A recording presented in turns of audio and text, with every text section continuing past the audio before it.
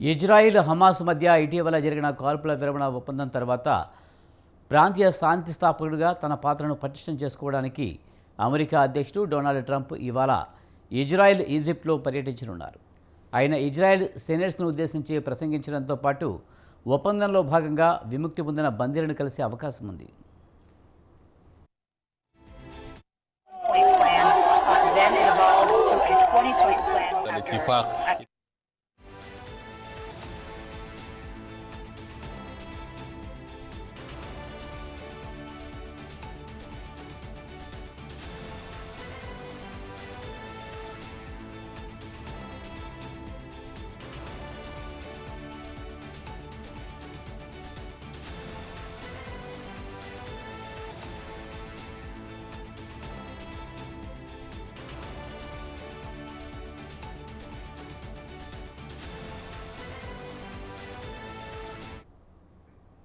కాల్పుల విరమణ ఒప్పందం కింద హమాస్ బందీలను విడుదల చేయడం, అమెరికా అధ్యక్షుడి పర్యటన ఒకేసారి జరగనున్నాయి.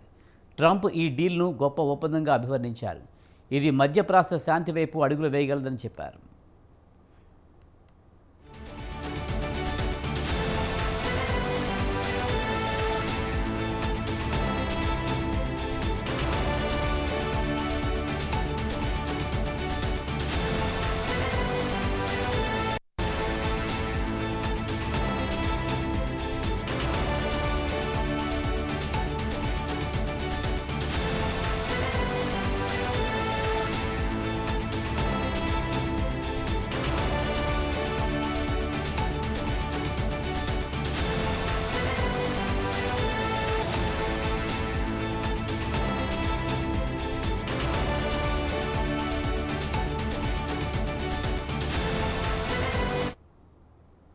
రెండు 2023లో హమాస్ ఆకస్మిక దాడిలో 1000 మందికి పైగా ఇజ్రాయేలీలు మృతి చెందారు.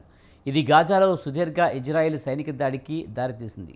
2 సంవత్సరాల యుద్ధం అనంతరం అమెరికా అధ్యక్షుడి చొరవతో కాల్పుల విరమణ ఒప్పందం జరిగింది. కాల్పుల విరమణలో ట్రంప్ పాత్రను ప్రశంసించినప్పటికీ శాశ్వత శాంతికి ఇజ్రాయెల్ నాయకత్వంపై నిరంతర ఒత్తిడి అవసరమని నిపుణులు హెచ్చరిస్తున్నారు.